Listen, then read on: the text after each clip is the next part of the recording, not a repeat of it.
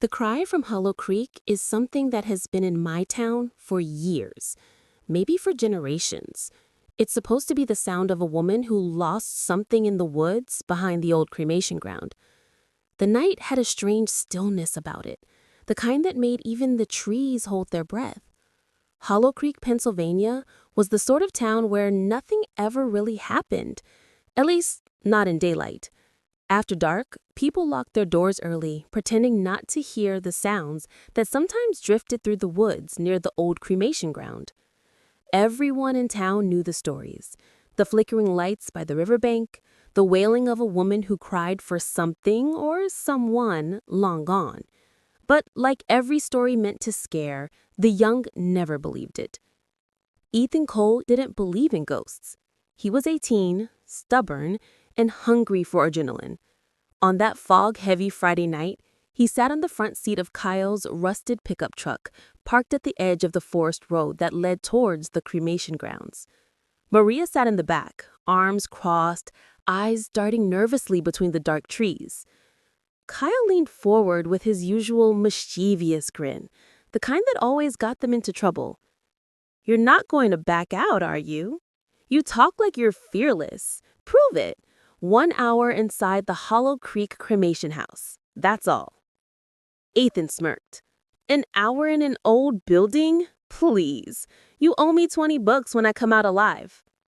Maria looked pale. "It's not just a story, Ethan," she whispered.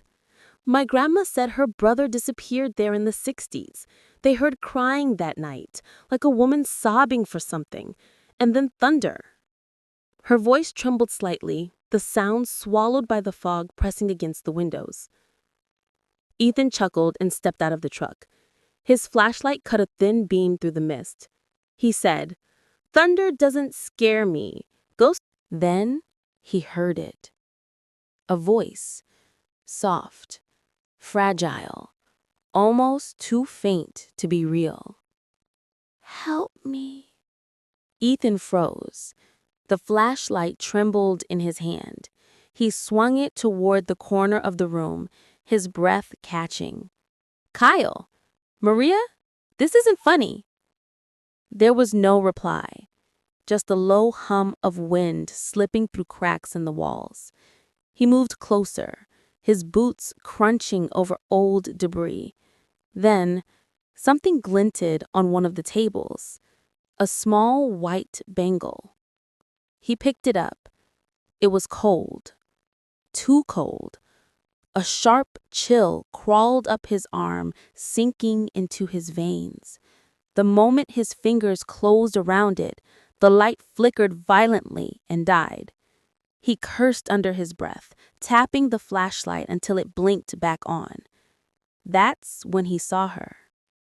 She stood in the far corner, her figure faint in the dim light. A woman, barefoot, her dress white but stained with soot and ash. Her hair hung over her face, long and tangled, dripping like something had soaked it moments ago. When she moved, it wasn't like walking. It was as if the air carried her forward. Her voice was a whisper, raw and broken. "Give it back." Ethan's heart pounded. "What? Who are you?" She raised her head. Half of her face was burnt, skin melted and blackened, the other half pale and ghostly white. Her eyes, empty, hollow, glowed faintly in the dark. "My child burned here," she said, her tone trembling with grief. "They took her bracelet. Give it back."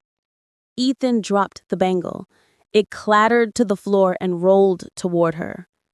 The woman let out a scream, so shrill it felt like glass shattering inside his head. He stumbled backward, covering his ears, then bolted for the door. He didn't dare look back. Behind him, the scream turned into sobbing, soft and distant, echoing through the ruins. When he reached the gate, he was gasping for air. The fog had grown thicker, swallowing everything beyond a few feet. He ran until his lungs burned, until his legs gave out, until the outline of the pickup truck came into view again. But something was wrong. The truck was there, but it was old, older than before. The red paint had peeled away, the glass cracked, vines creeping through the windows, and there was no sign of Kyle or Maria, no sound,